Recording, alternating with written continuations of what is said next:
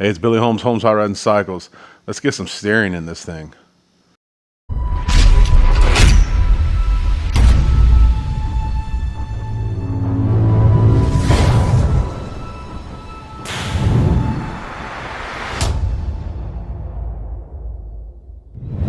Okay, so let's take a look at what we got here on the toolbox. We'll start right here with the new steering box. The original truck did not come with power steering, so we went ahead and got a new power steering box.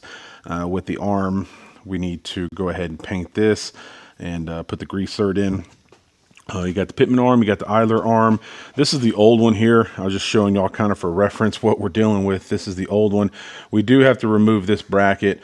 We'll have to clean it up and paint it. We are going to reuse this bracket, but of course not this. But you can see the big difference in what we went from to what we're going. And we'll go ahead and paint this and put the grease zerks in as well. We have the center link. That's the original center link that we cleaned up, painted. We have new tie rods, new adjusting sleeves. So no cleanup on that, just had to paint it. And then we actually have the power steering pump here. We'll have to wait to get the engine to put that on, of course, with the lines and stuff like that. A couple other things. I think we got a couple small brackets here in the box to make those work, mounting them on the engine itself. And then we have the new steering column. If you go look at one of the previous episodes, you'll see that we had issues with the a new steering column that we put in having a dry spot. I think that's over here. Kind of having like a dry spot or a hang up spot. This is brand new. We assembled everything. Kind of sucks. We wasted a lot of time putting all of that stuff on just to get it in there. It mounted up okay, but when you go to turn, every turn in a certain spot, it would kind of, I guess, skip or hang up a little bit, and it wouldn't have kept it from turning. It wasn't hard or anything. It would have just got really annoying. So we went ahead and got a new steering column in, and we're going to see if that one works any better, but that's in that box there. So we're going to go ahead and start with installing the steering box and getting this heavy thing mounted, and then go from there. All right, so we got this steering box, this super heavy steering box. We're going to go ahead and mount this to the frame. The steering box itself is threaded, so there's not really any nuts needed.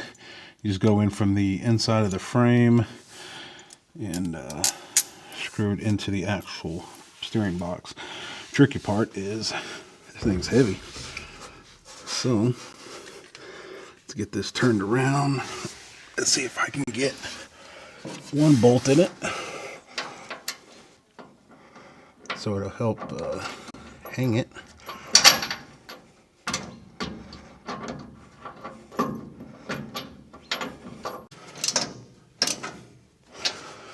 All right, so everything's just snugged up just a little bit. Just make sure everything's good to go before we really tighten everything down. Now the next thing we'll do is go ahead and install the, I believe I get these two confused, but the one that goes on the steering box, I believe it's the Pitman arm. It's either a Pitman or idler. I get those confused, but we'll go ahead and put the Pitman arm on here. We're not going to torque it down. I'm going to show you all why. It has to be adjusted to make sure, you know, when you steer left and right, that you have the same amount of rotations left and right from when you're steering center. So we're just going to go ahead and just kind of mock it up just for a second, just to get the center link on, and so we can start putting the tie rods on. Okay, so when it comes to this arm over here on the steering box, it is splined, but it is also beveled or coned. So the tighter you get it, the higher that it gets, the tighter it gets actually on the splines. You'll see on here, hopefully you can see this, it is splined all the way around, but there are 4 flat spots, basically at 12 o'clock, 3 o'clock, 6 o'clock, and 9 o'clock. So that will only allow the steering arm to go on at certain angles, no matter how hard you try. So we want this facing backwards when the steering box is in the middle of the rotation. And what I mean that is basically when the steering wheel is straight forward, the wheels are straight forward, you want the steering box to have the same amount of turns left as you do right. So for instance, it needs to turn 3 turns to the left and 3 turns to the right. with this arm, once it is centered, being straight back, or as close as it can get straight back with the grooves, just like that. You don't want it cocked over here to the left or to the right. It's not going to be able to turn. So, or it will, but you'll have one to the left and, you know, 4 or 5 to the right. So that's the way this works. And this is super, super tight. Once you start getting the torque specs on it, it starts pushing it up this splined shaft here, and it gets really tight. So for the time being, just to mock everything up, we're going to just put it up there and just put the nut on it hand tight. That way we can grab it and rotate it and see where the center is and where it's not. Right now, just because it came out of the box like this doesn't mean that this is directly center where it needs to be. Could be, but it doesn't mean that it always is. This could be clocked wrong. So when we go to turn this turns, you know, let's say 45 degrees, and then we turn it back center and then go this way and it turns 90 degrees. Then you know it's not in the middle. So we're going to temporarily put this on. We're going to move this to get a little bit of leverage on it and see where the center is. And if it's centered right where it's at, we're going to leave it just like it is. Okay, I got you a different angle so you can see what I'm talking about. So this was mounted just like this, straight back. Again, this can only go on one of 4 ways. You want it to go towards the back. So I'm going to rotate this now that I have some leverage, and I'm going to see how far it goes to the left. This would basically simulate the steering wheel turning the actual tie rods over here. So we're going to go as far left right there. Okay. So that was only probably, I don't know, 45 degrees, give or take. That's as far as it'll go this way. Now we're going to go back to the center. Okay, and we're going to go all the way to the right. Okay, and that went 45 degrees. So it's pretty close. It is on the right spline, because if we went anywhere else, there's only one of 4 ways it would be completely off. So we know that we're good right where we need to be. So we can go ahead and put the center link on and then hook up the tie rods and stuff like that. So we know that this is connected correctly. The next step after that would be to hook everything up and then angle y'all up here a little bit. This shaft here where the steering column goes in, you want to make sure that it's centered. And when you hook the steering wheel up, that you have the same amount of rotations left and right with the steering wheel or the steering column itself. So we're good here. We're going to hook everything up, and then later on we'll worry about the top. All right, so let's go ahead and get this bracket off of this arm here so we can go ahead and reuse it. See how rusty this thing's gonna be.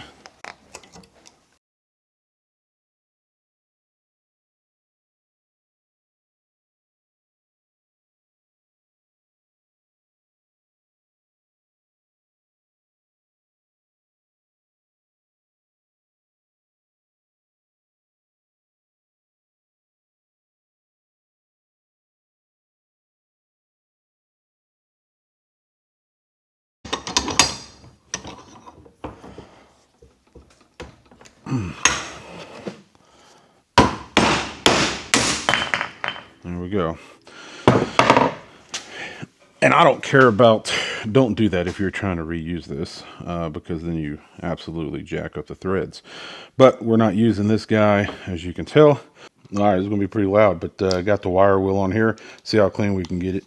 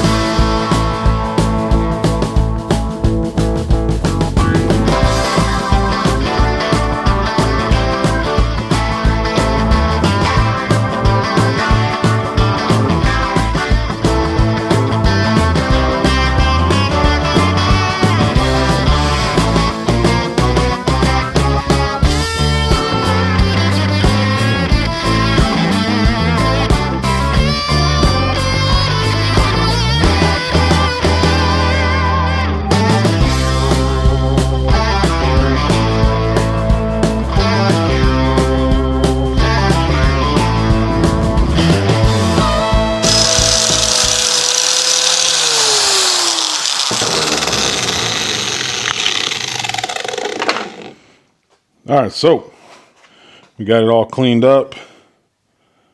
Looks real nice. Go ahead and primer it, paint it, and get it installed. Okay, so let's go ahead and get this arm on here. This is the other side of the steering box. This will also help hold the center link once we start to try and install that. It's going to be, let's see if I can, it's going to sit just like that, and it basically emulates the steering box side over there, and you have this arm here. Again, it's either the idler arm or the Pitman arm. I get them confused which one's which, but I'm going to go ahead and get this installed, and then we can mount the center link. We're going to do the same thing. We're just going to snug these up. I like to go back and hook everything up and then go back with the torque wrench once everything's on, sitting how it needs to sit, and we're aware that everything's good. So there we go. Next, let's go ahead and put the center link on. All right, so I brought you outside just to show. Here's the center link here. It has 2 mounting points on each side, but as you see, they are bent, so you can't just throw it in there. It has to go a certain way. Sometimes it's confusing. You can just get on Google and look it up. Sometimes that's the best, but if you don't want to do that, you can see that these holes right here, they are actually beveled for the tie rods and the Pitman arm and the idler arm, kind of like how a ball joint is coned. These are as well. So if you're wondering if it goes like this or like this, you can look here. This is the wider portion of it, and then this is the smaller portion. So you do know that these here, the outer ones, go on the Pitman arm and the idler arm, which both face down like this. So you know this goes at least this way, and of course this is the same way. Hopefully you can see the difference there. So we know it goes this way. Now the next question is, does these angle to the front of the bumper, or do they flip it around, or do they angle to the back of the bumper and sit like this? So these next ones are your tie rods. These are where your tie rods are going to be, and these are also coned as well. You can see this is the bigger side, this is the smaller. The tie rods on this truck, they go from the cross member and they point forward towards the bumper. So if you look here, you know that's not going to be able to fit because the wider spot is now on the back on this side. The smaller is this. So this lets you know process of elimination. The rod goes this way down, which is bigger on this side and smaller on that side. And the tie rod goes from back to the front towards the bumper, towards y'all. And this is the bigger side back here. This is the smaller side here. It's set back so it doesn't get in the way. So when this starts turning left and right, the tie rod doesn't hit into this arm. So, all right, so we're gonna go ahead and install the center link like I explained earlier. First, I'm going to install it on this arm here. You can see this guy here. So it's of course the outer one. It's coned like I stated earlier. So we're going to go ahead and put this up from the bottom. Again, it's just loose, just kind of sitting there, same with this. Okay. And then the tie rod will mount here. I'll go ahead and show you the other side for the steering box. All right, so we went ahead and hooked up the center link like we were explaining earlier. We have the steering box down to the arm, and then that goes on the outside mounting spot. You have one on the inside, and that is for the tie rod, and then the same deal is over there. The one on the inside is for the tie rod. The tie rod goes in from the back and then comes up to the front. And then the arm over there simulates the same thing here with this arm. So, all right, so we're back with the tie rods. These are Moog tie rods. One's left hand, one's right hand, of course. If you don't know that, the reason why is when you hook both of them up, you can adjust this in one way or the other, kind of like a turnbuckle, and it'll spread it or shorten it up.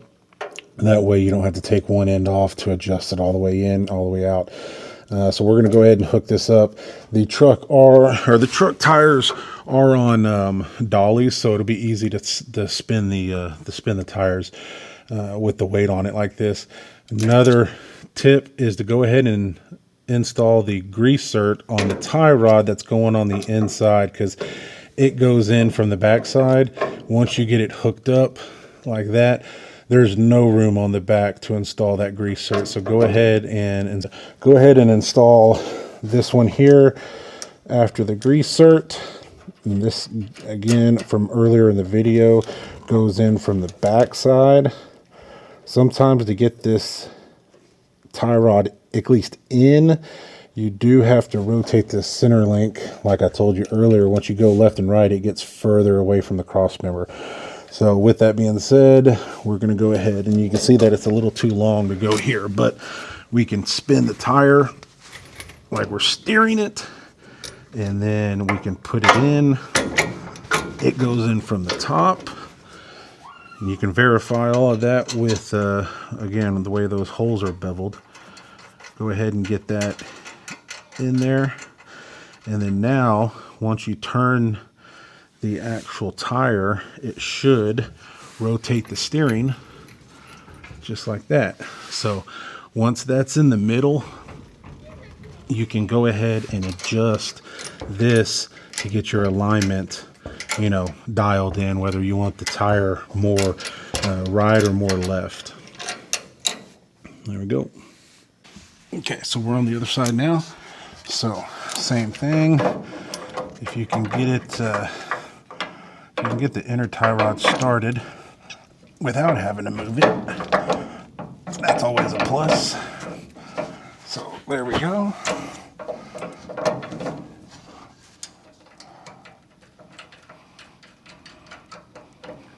Okay, and then we're going to look back over here on the tire. You can see that it's, for right now, it's too long. We're going to move that tire out, rotate the tie rod, and get that to drop just like that.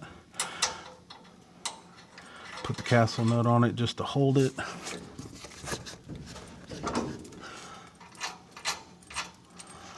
There we go. Then we'll go back up to this top one. Give it a little wiggle here and there. You can set that cone a little bit better. There we go. Okay.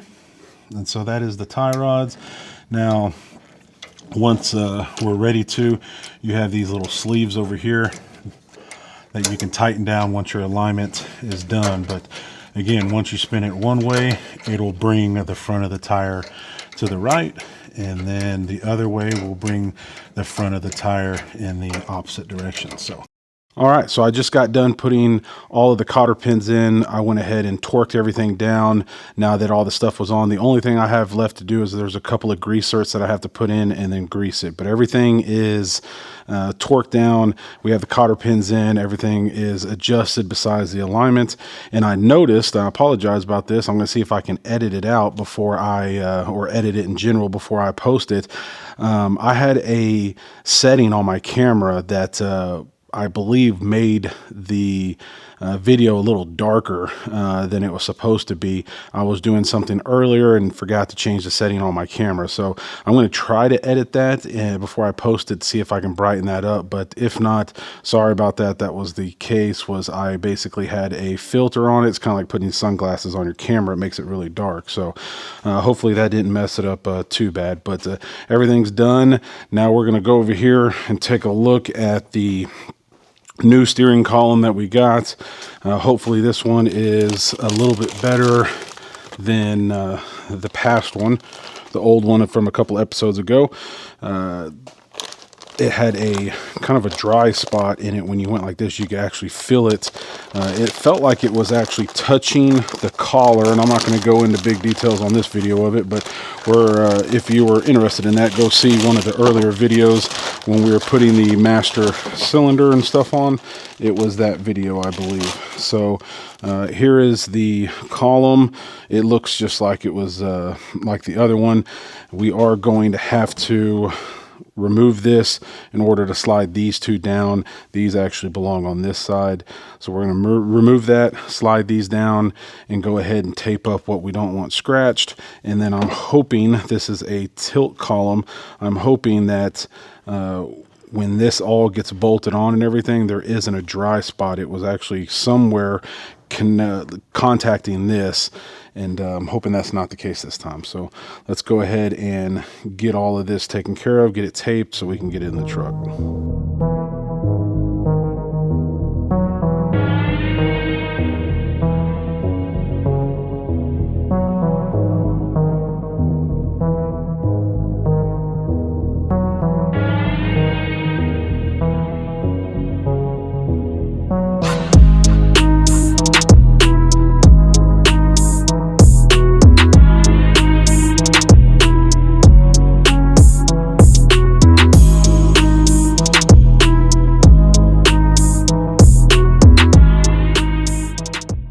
All right, so let's get this column in.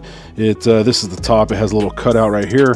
I left the bracket that holds this a little loose on the dash part, so when I get that in there, I can swing it underneath and it basically kind of holds it in place until I can get a bolt back up in it. But this is the alignment. Hopefully this lines up great, and then once that's done, we can go ahead and put this bracket here on the firewall, and then there's another bracket on this side on the outside where the engine bay is that it bolts to. So let's go ahead and get this in, and hopefully we don't have a problem with this one.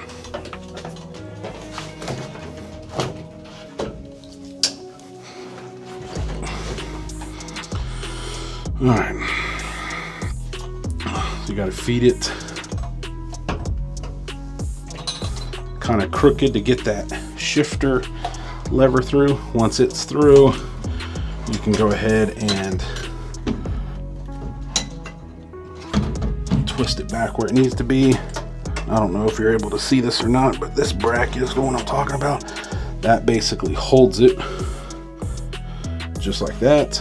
And then that'll allow you to adjust it without trying to hold it in place. So I'm going to go ahead and do that and see if we can't get it in here.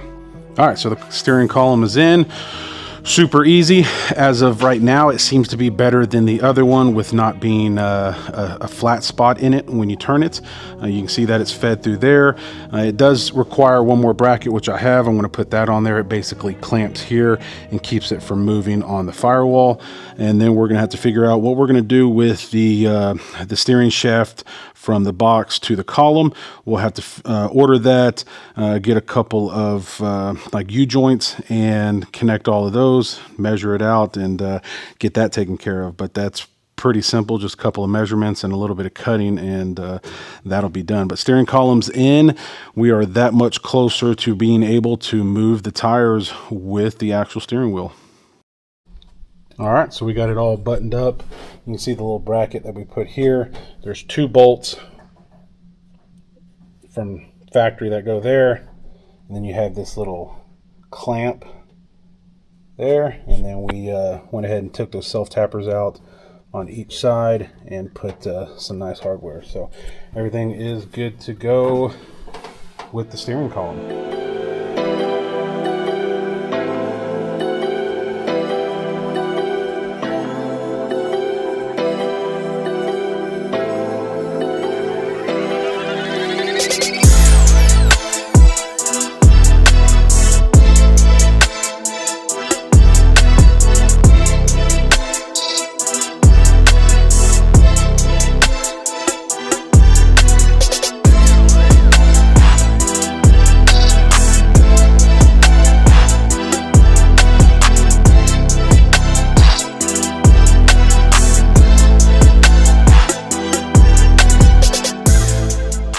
All right, guys, and that's it for today's episode. As you saw, Real short and sweet video. We went ahead and installed the steering box, the idler arm, the Pitman arm, the 2 tie rods, center link. We went ahead and torqued everything down, put all the cotter pins in, grease certs, grease, everything like that. So we are good on the front end. We ended the episode, that last little bit in installing the steering column. You saw how we got it in there. We installed new brackets and the rubber boots and everything like that. We're going to wait till we are completely done with the wiring and the interior to finish assembling that steering column, so we don't knock anything off or bend any arms. But it's in place and it's ready to be finished out. So appreciate it, guys. Thank y'all. Please like, subscribe, hit all the little thumbs up and the notification buttons down below. That'll let you know when we come out with a new video. And we really appreciate y'all stopping by, and we'll catch y'all next time. See you.